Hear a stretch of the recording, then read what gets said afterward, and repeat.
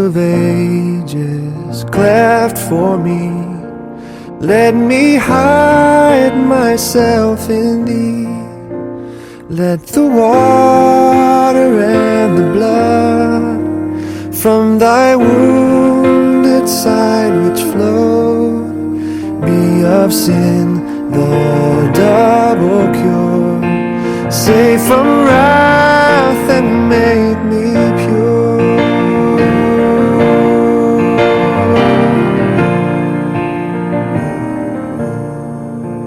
Not the labor of my hands can fulfill thy law's demands. Could my zeal no respite know? Could my tears forever flow? These for sin could not atone. Thou must save, and thou alone.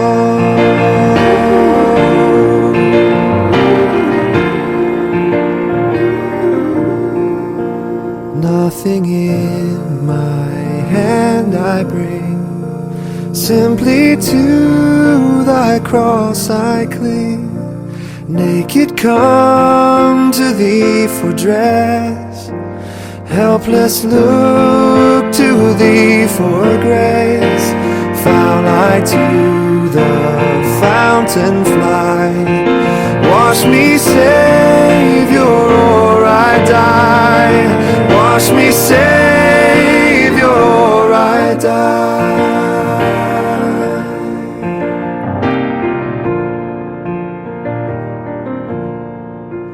While I draw this fleeting breath, when my eyes shall close in death, when I rise to worlds unknown and behold thee on thy throne, rock of ages cleft for me. Let me hide myself, let me hide myself, let me hide myself in thee. Let me hide myself, let me hide myself, let me hide myself in thee. Let me hide from thy wounded side which flowed be of sin the double cure. Save from wrath and make me pure.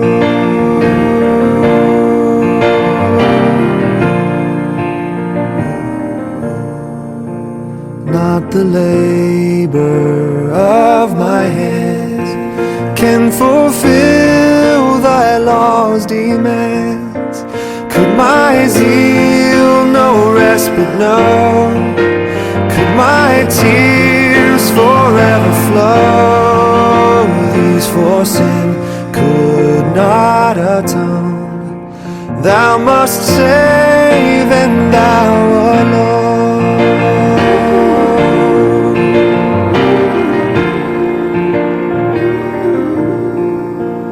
Nothing in my hand I bring, simply to thy cross I cling. Naked come to thee for dress, helpless look to thee for grace. I was the one that covered the burial ceremony of great Florence Ezima Okwueze of Oji. Nne Oji played Oji played Agba na Lagos. Oji played Agba nationwide. This man celebrated his mother.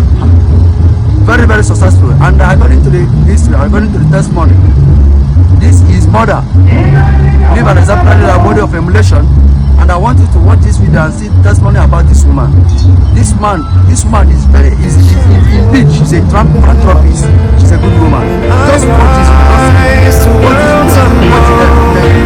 and behold thee on thy throne, rock of ages cleft for me. Let me hide myself, let me hide myself, let me hide myself in thee. let me hide myself, let me hide myself.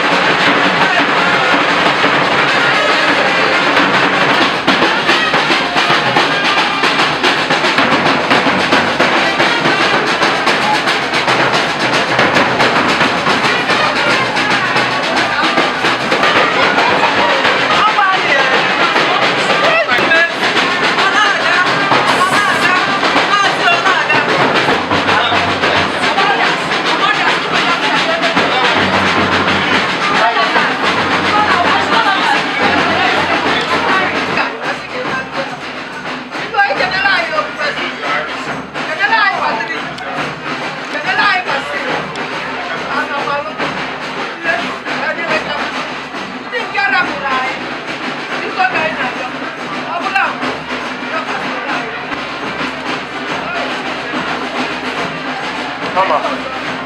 Excuse me.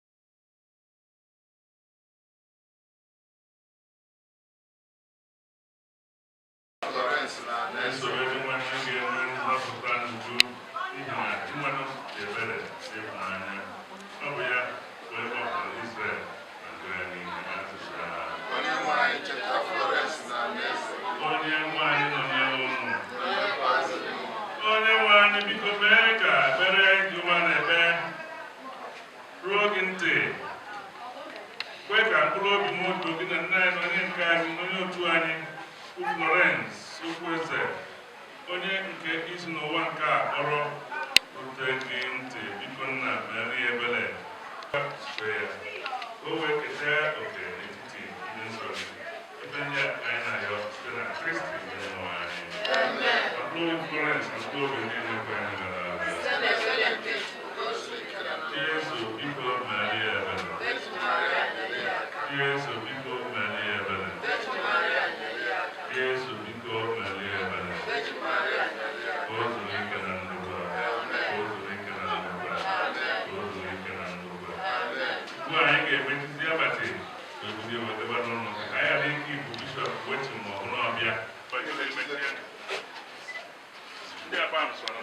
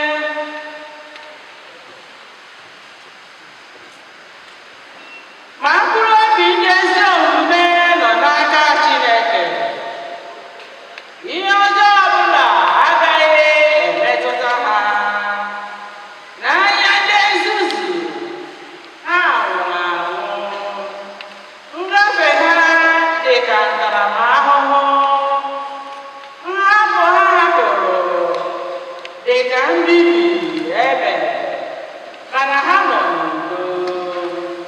N'ezie, abịa n'anya mmadụ, a tara ha ahụhụ, mana olileanya ha jupụtara n'uju nke anwụ anwụ.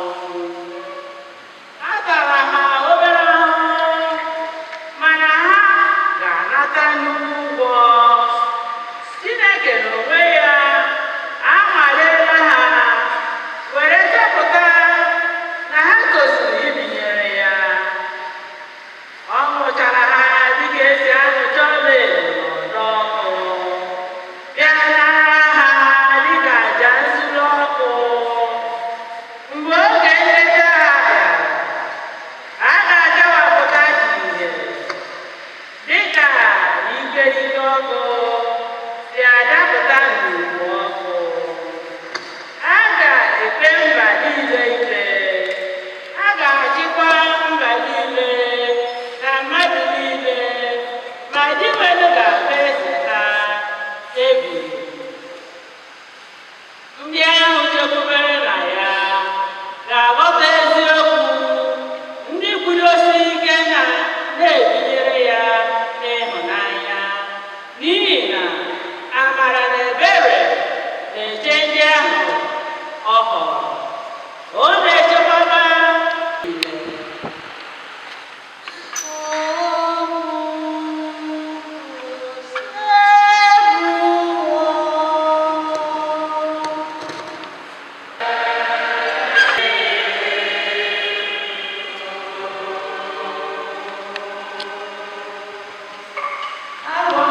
echekwaba atụrụ ya.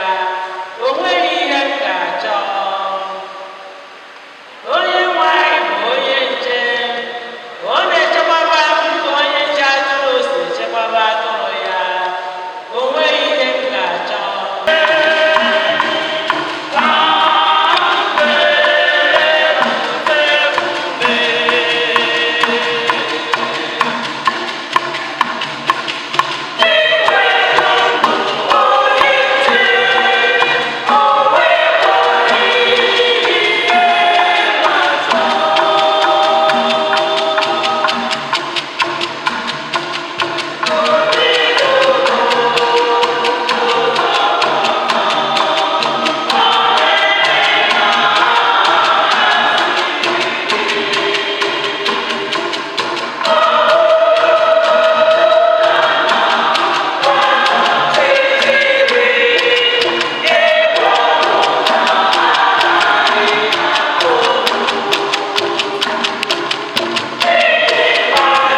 A reading from the letter of St. Paul to the Romans, chapter 6, verse 3 to 9.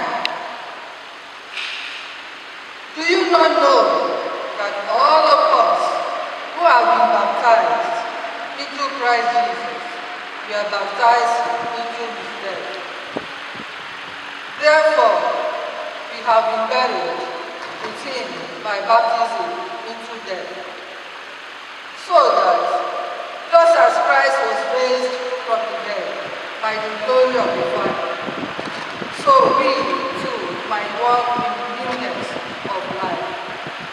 For if we have been united with him in his death, we will certainly be united with him in his resurrection. We know that our old self was crucified with him, so that the body of sin might be destroyed, and we might no longer be a slave to sin.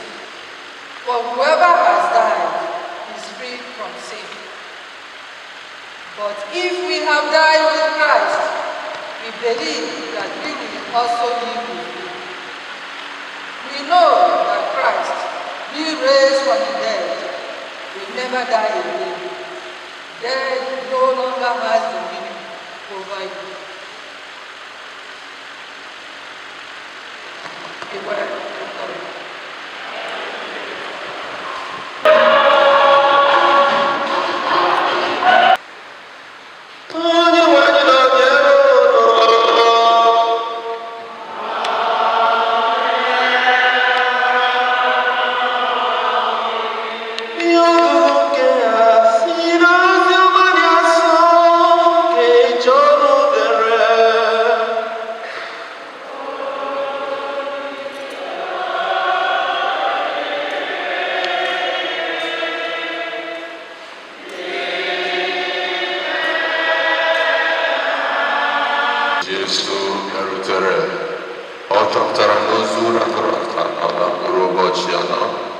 n'ime Bethany dị Jerusalem nso ihe dị ka maịlụ abụọ.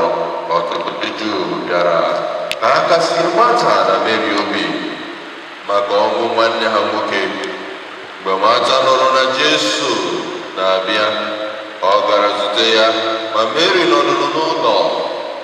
Marta gwara Jesu sị, Onyenwe anyị, ọ bụrụ na ị nọ ebe a, nwanne m nwoke akaraghị ịnwụ. Ọbụladị ugbu a, amaara m na Chineke ga-enye gị ihe ọbụla ị rịọrọ n'aka ya. Jesu gwara ya sị, nwanne gị nwoke ga-ebilite ọzọ. Marta zaa sị ya, ama m na ọ ga-ebilite ọzọ na mbilite n'ọnwụ n'ụbọchị ikpeazụ. Jesu wee sị ya, abụ mbilite n'ọnwụ na ndụ. Onye ọbụla kwere na m, ọbụladị ma ọ nwụrụ anwụ, ọ ga-adị ndụ. Onye ọbụla nke dị ndụ kwerekwa na m agaghị anwụ ma ọlị. I kwere nke a? Ọ zara Jesu sị, Ee, Onyenwe anyị, ekwere m na ị bụ Kristi ahụ, nwa Chineke, onye gaje ịbịa n'ime ụwa. Oziọma gosi n'ụwa.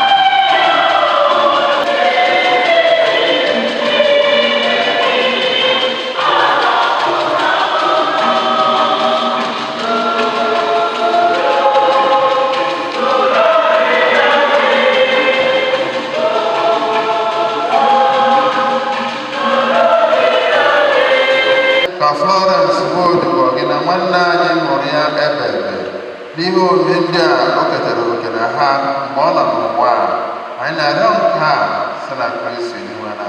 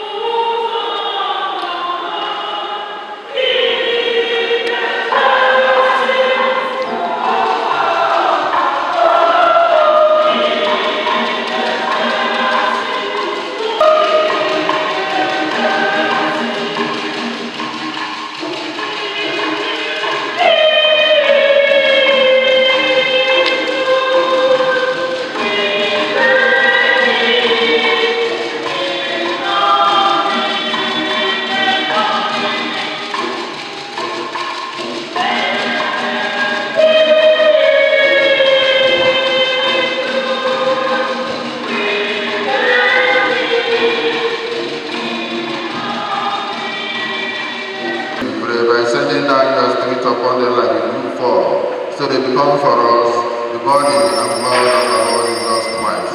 At the time he was betrayed and entered willingly into his passion, he took bread and gave him thanks of it, for this is my body, which will be given up for you.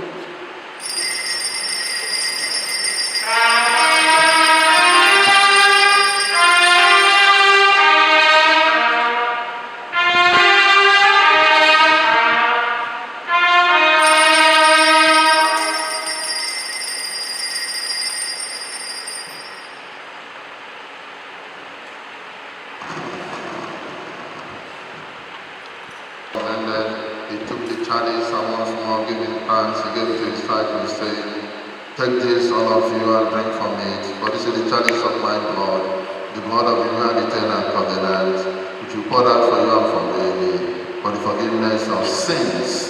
Do this in memory of me."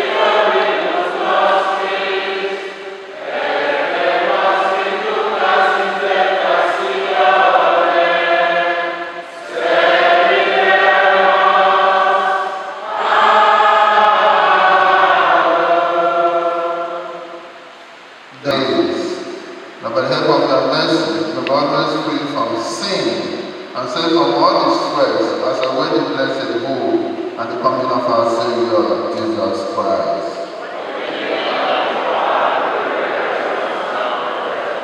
Lord Jesus Christ was sent to the house and graciously grant her peace and unity in accordance with her will, who live and reign forever and ever. The peace of the Lord be with you always.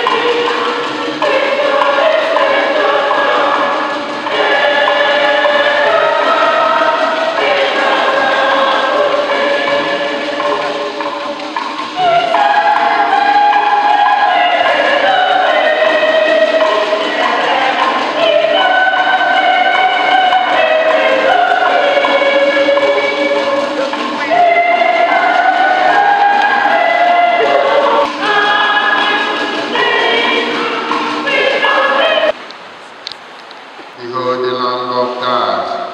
Behold him who takes away the sins of the world. The power of the Lamb.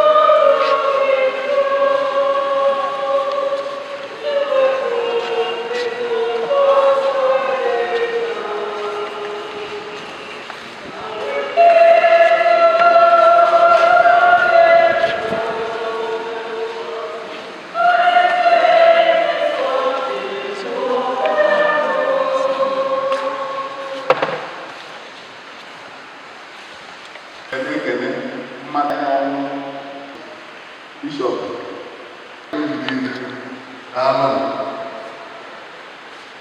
The sisters, Apple,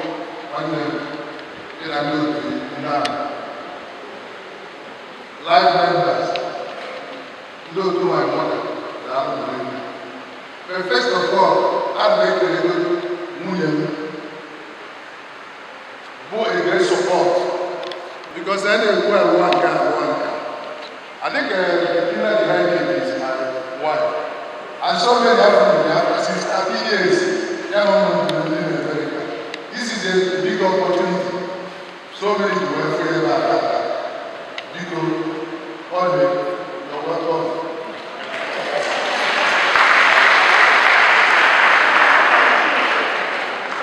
And I'm actually my able members, Diamond Daily.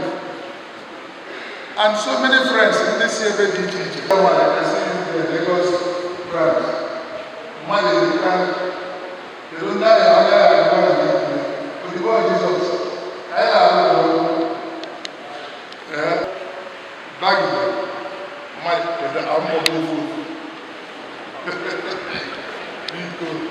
I can imagine. What people want to Okwueze family, my sister. People good well. So I don't know God. I don't make any money with them. In the choir, because now I'm doing them. Often I was saying that they want to sell wine and be bad. I just hear by the way, I'm not doing that. Now I'm doing that. Thank you all.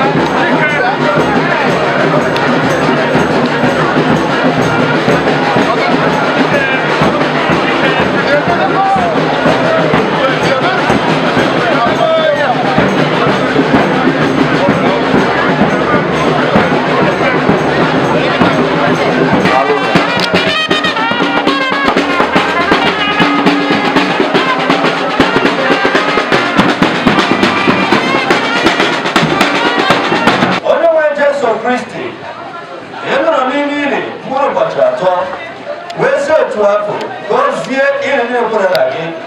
Ya mere ndị niile ahụ dị n'ime ili ji nwee nchekwube karịa na ta ga-esi n'ọnwụ bilite ọzọ. Biko mee ka nwanne anyị bụ Florence Ezima Okwueze nwee ike ịnọ n'ili nke azụ wee dị na tụkwa. N'ihi nke a anyị na-adọnyere nwanne anyị n'aka Chineke ka ọ nụrụ ya n'udo nke ya mekwa ka obi ya ọzọ n'ụbọchị ikpeazụ. Onye nwe anyị na-ebere Kristi na-ebere onye nwe anyị na-ebere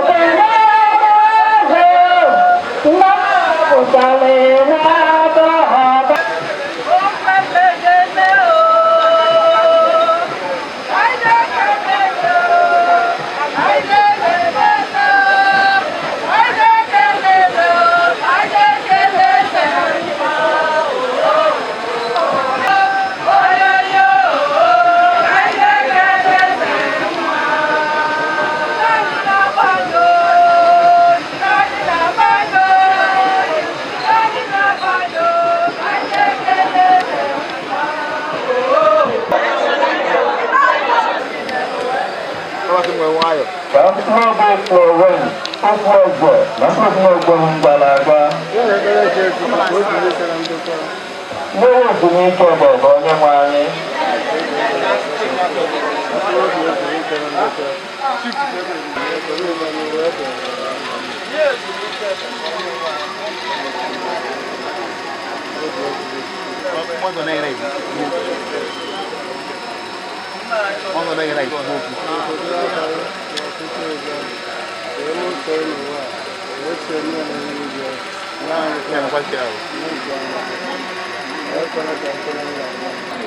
n'ụlọ ezumike obodo onye nwe anyị ka mkpụrụ obi ya ezumike ya ndokwa nna anyị nọ n'eluigwe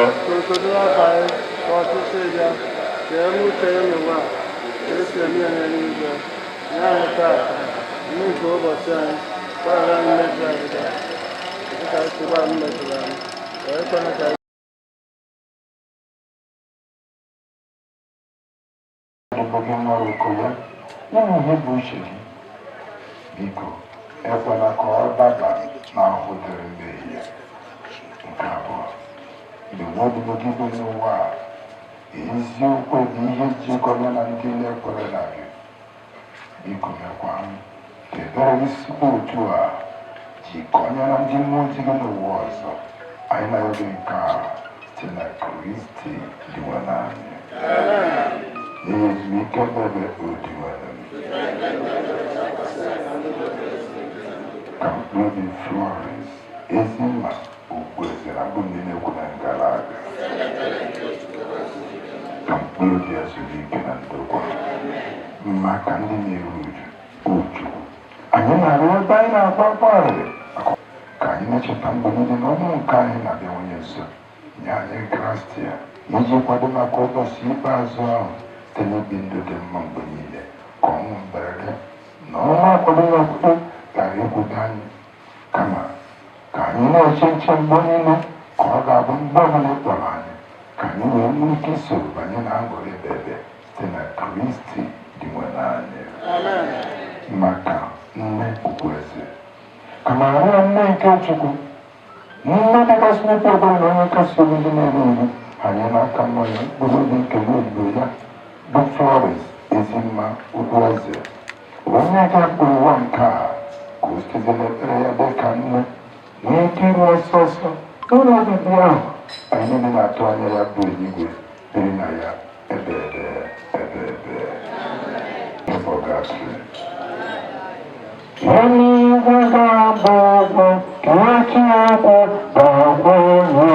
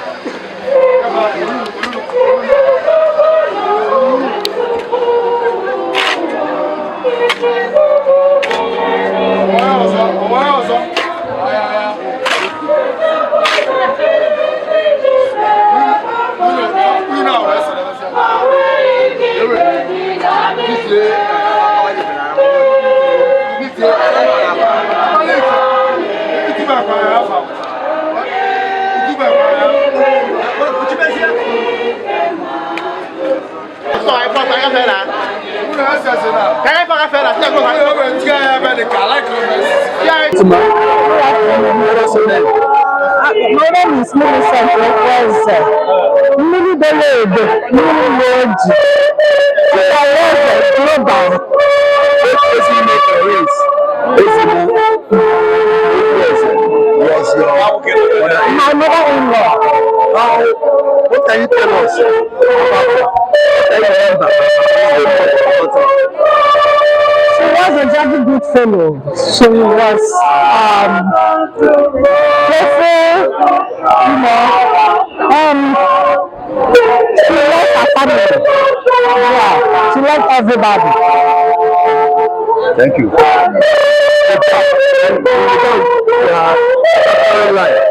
Live a life.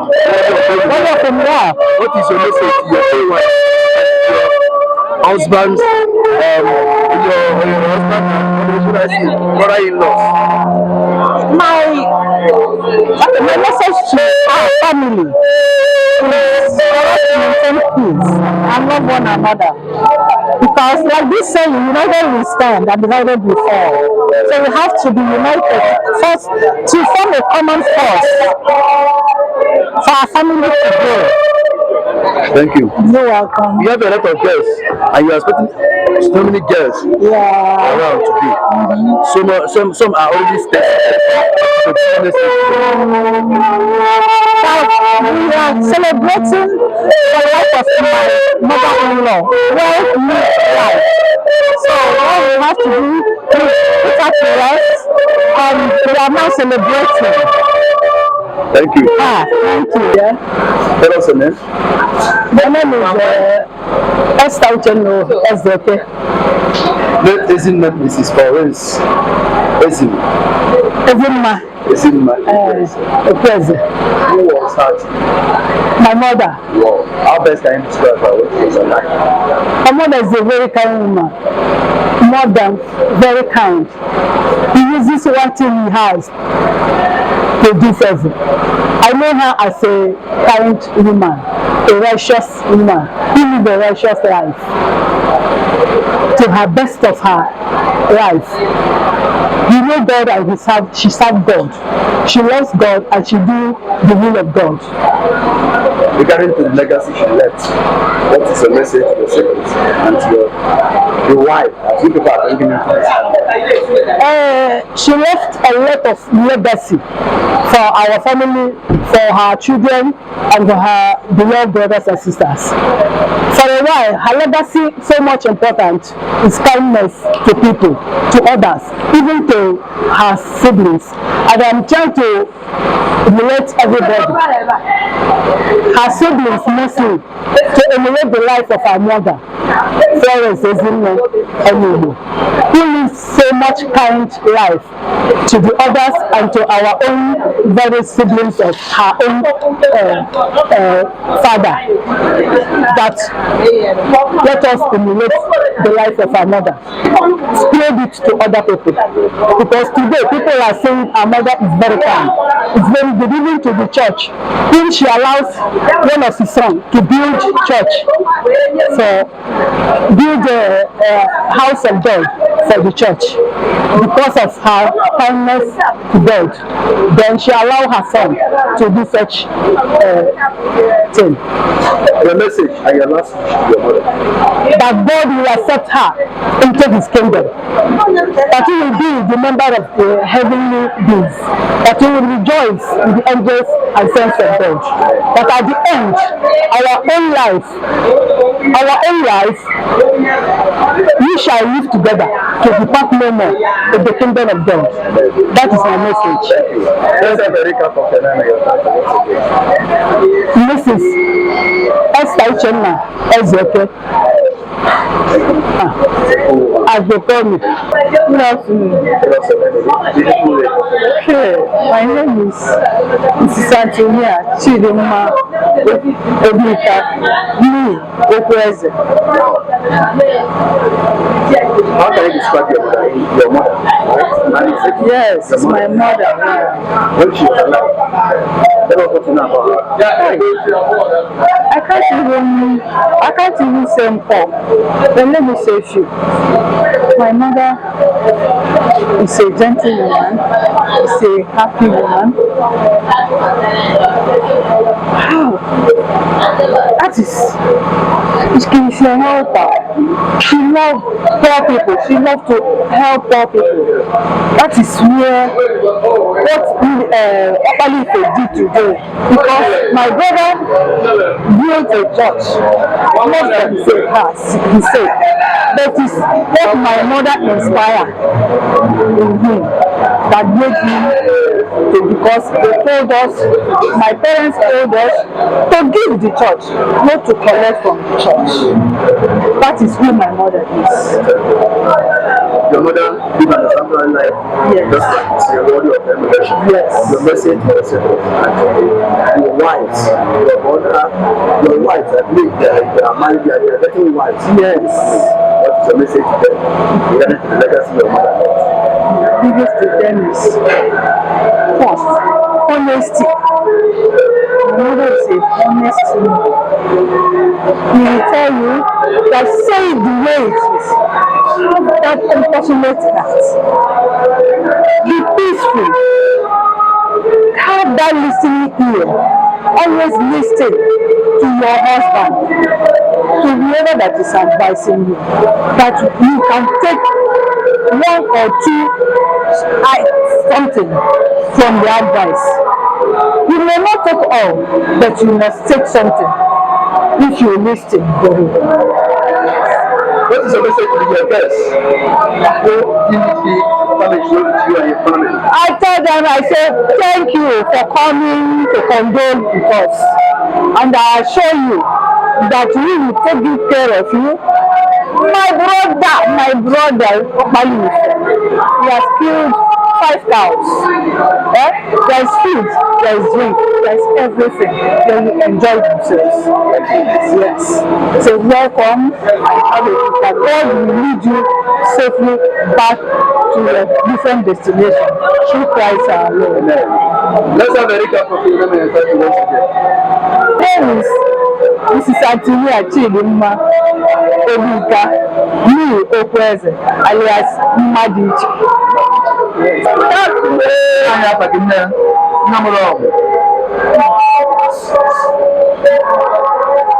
When bright man, Abamu bright man. Now, can you make it up as I make it one? Ezinne, I think she is God. As a woman, young Jesus. But I am lying. Can you have your family? What's it to make? Oh, yeah. And I'm then so you can.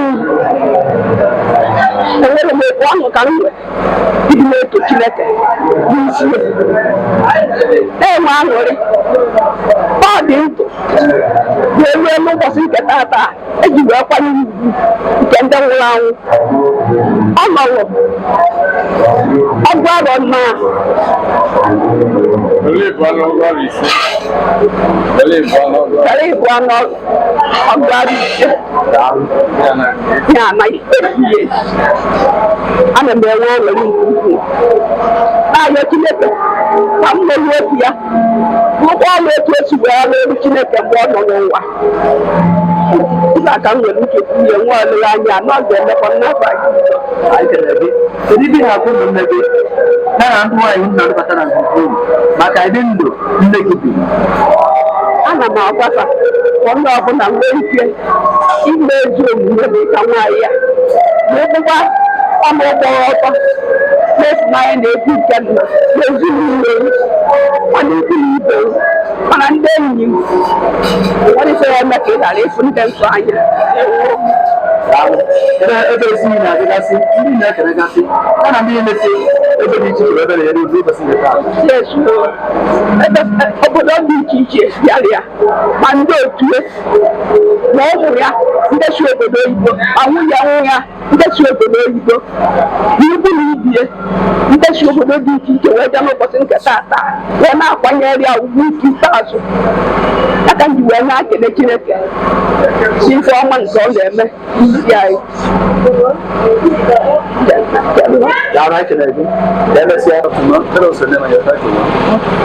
My name is Mrs. Florence Ezima Okwueze Oji. What's your question in the family, man? Actually, I'm the last of the family. The last one, I don't need one. The last one. I can make it. Today, your mother didn't let the rest. What can you remember about her? When she was alive? Actually, my mom is a good woman. Like we wrote in her district, a saintly woman. She's like such a saintly woman. She carries everybody along. She's a giver, a dedicated woman, Christian to her core, mother of all. You know, we are children. It's true that she's dead, but we are compensated by the memory she left behind. She's a good man that she left a good memory. People like me, I was the one that stayed with her, being the last in the family. We used to call me Uche, you know, but she's a Christian, she's a good woman.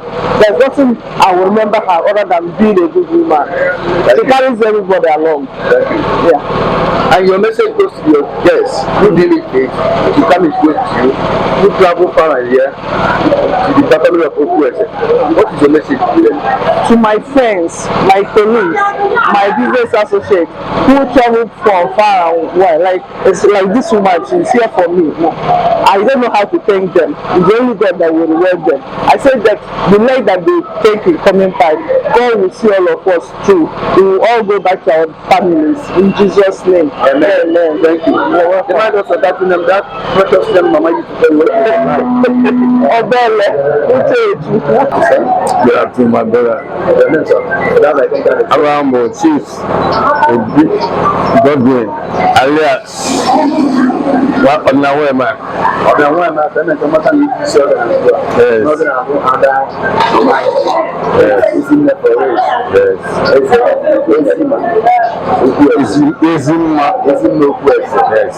Direct and everything. We keep calling by the hour. We calling.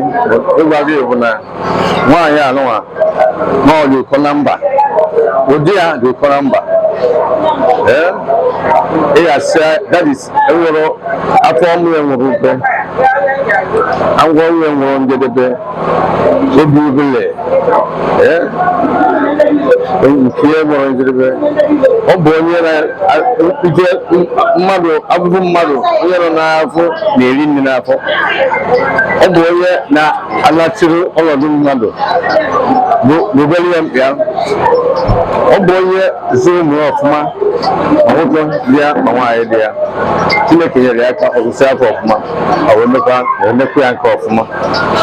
Nasina, Sineke, the Sike. Okanka, Manobo, Okanka, and Kaya, Kali, Gana, Etetia, and this is the Ike, William Bosora. So, individual connected, then it is maybe preacher.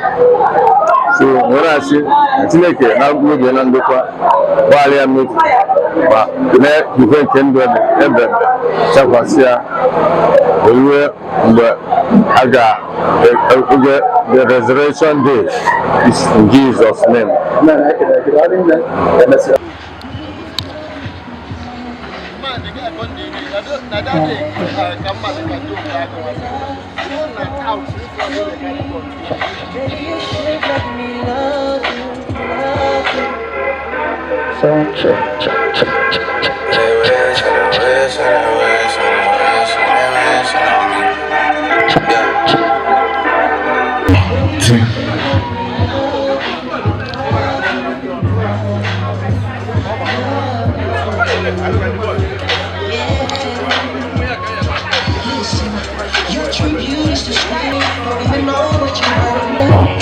From your head to your toes, out of control. Baby, you know.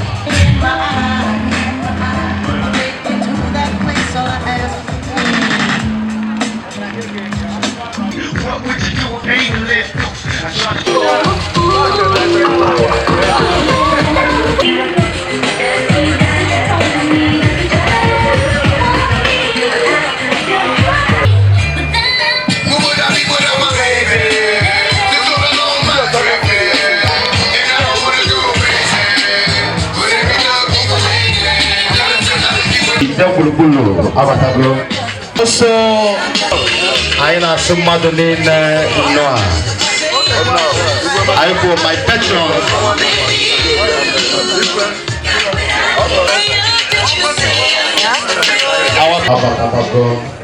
I know some Noah. Everybody's good. I know some Noah. I want to I know some Noah. That is the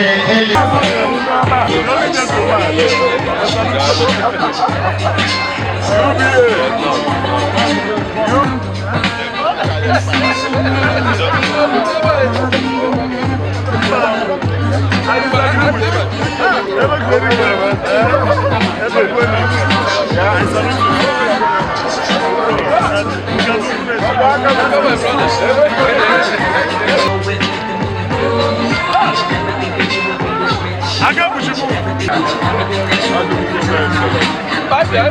want. the Honorable Iwe VIP 1 and 2 and 3. VIP 1 and 2 and 3. Julius Okwueze Opalife n'akwa mame.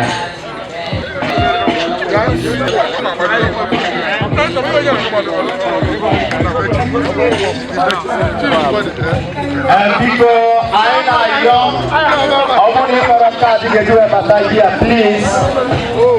Ọmụnị nwere kaadị ga-eji bata here please. Avoid insult or someone disrespect you please. You beg bata ọwụlọ ochie. Ọmụnị enyere gị. The emeritus, the honorable people. I wear all the whole places in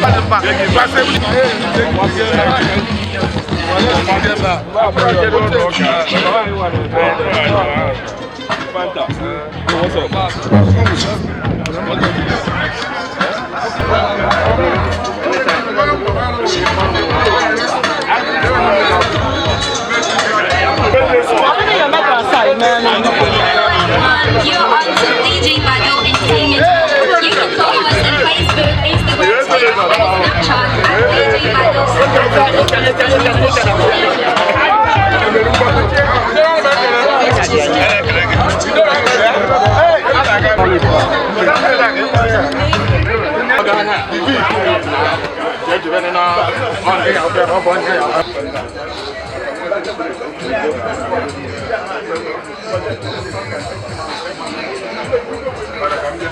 Mazin is on.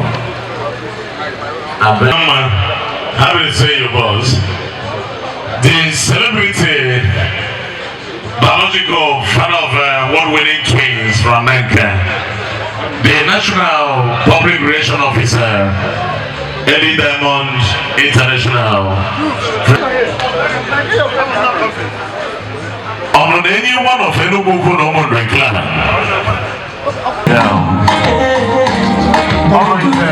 of Dynamic Friends International Global Nigeria. Oma Numoji Moralo, I now sing it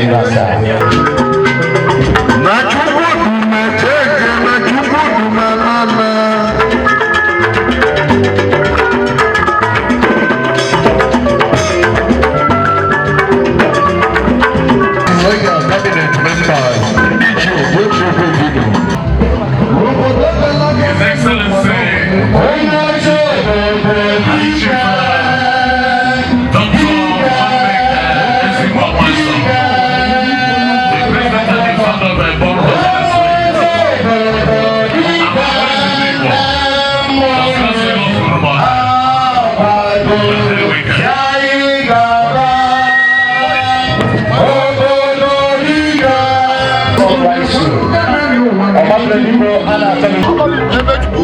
my home country.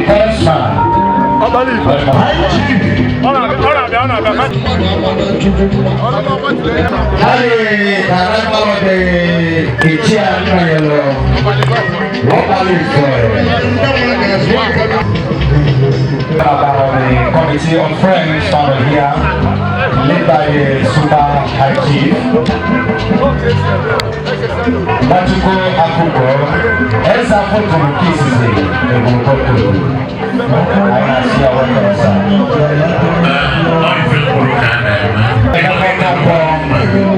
the CEO of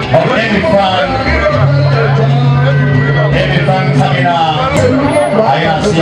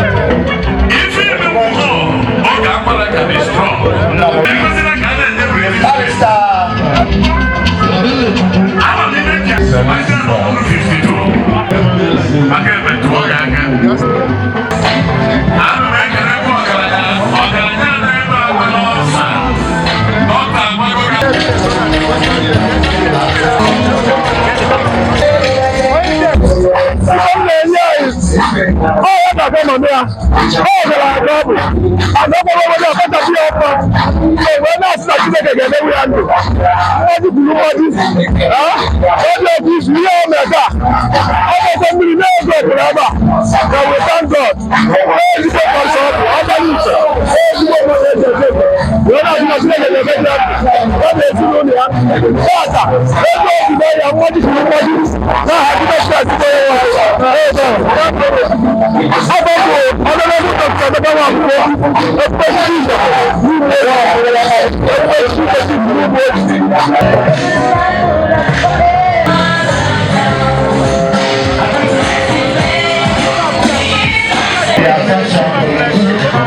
God bless you, the Son of Life.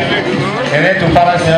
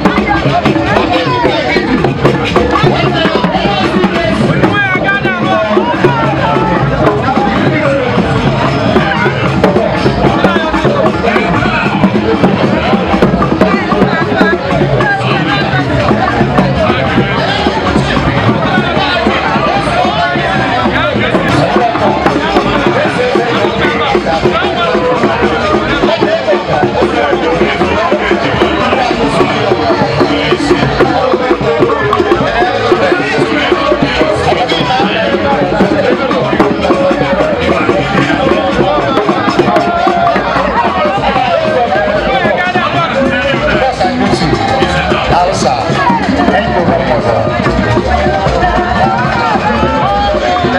Other person. Apple engineer. One league people who push. I say, can you get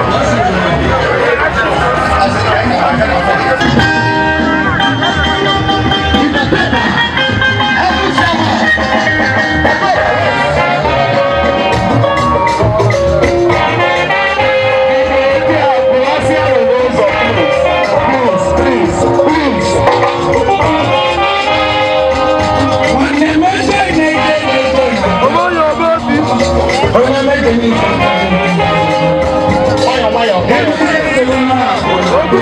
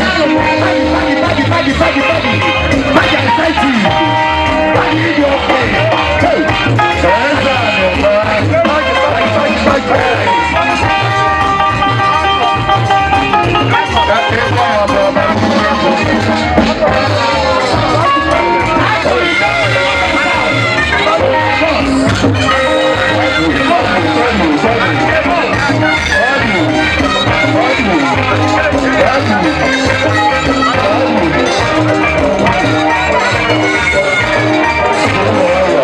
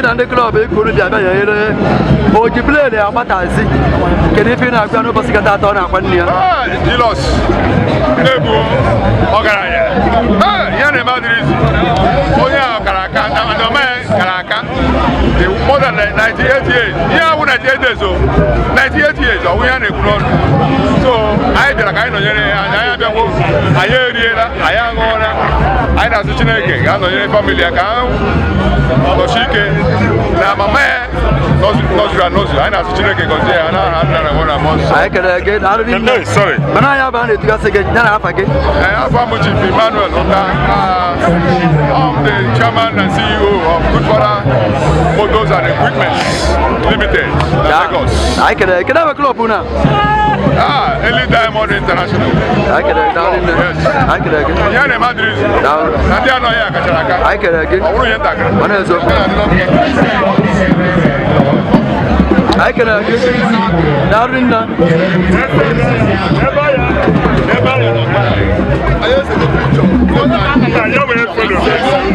Thank you. Banya apa ada tugas sih sa. Nana kayak nasa. Chief Nobel Metwe. Oh, ama John Paul where is that? I will battle within the club again. Onu storm or ground. Short what the entire community. Ona Otuna, Oji, Abunda Reno, Okwaka Unu. Oji plane. Abatazi. Can you be na Gano Pasikata? Obi-Wan in a song on it. Makakonya Siena Kekosi Akoya. Julius, one of us, Opanife, each year. Always a very strong member of our club. That is why this number of people. I don't know where Sia, Obijo, yeah, Obena, so Magamaya, the next one run, she's accomplished 98 out of 98 days, now 98 years. If I belong on an egg, can go on the can Julius. I want to wear the one to the care, so Obi-Wan family, no, those never die. So I think and I know why Jesus Christ boy. Amen. Oh Joseph, I can agree. I will sit down. Oh Joseph, I love you. I need number. Oh Joseph, I want you can then I want. Oh Joseph, I can agree.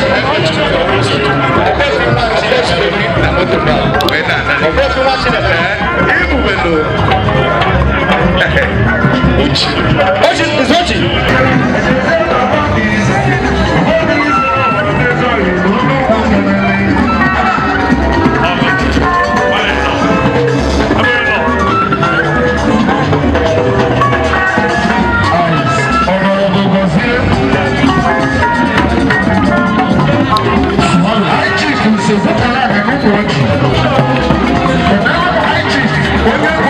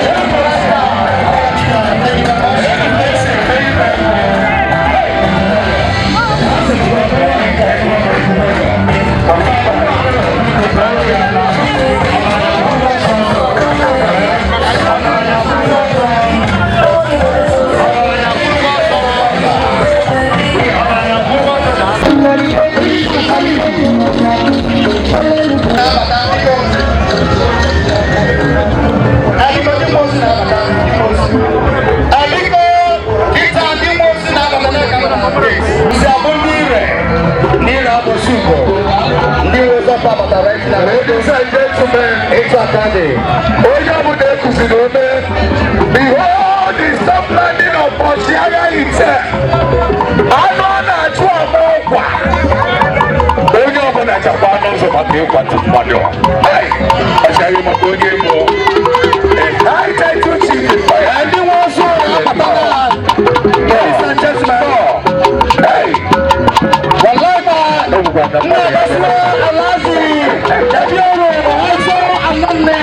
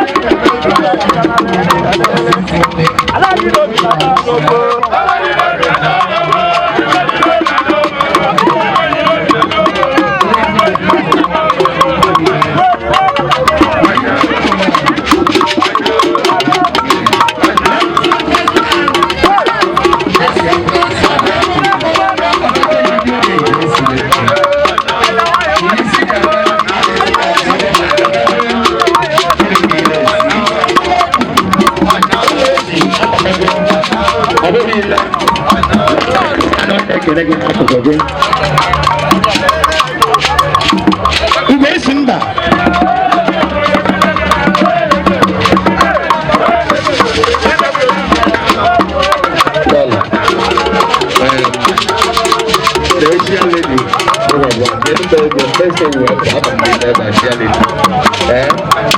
Why Malaysia?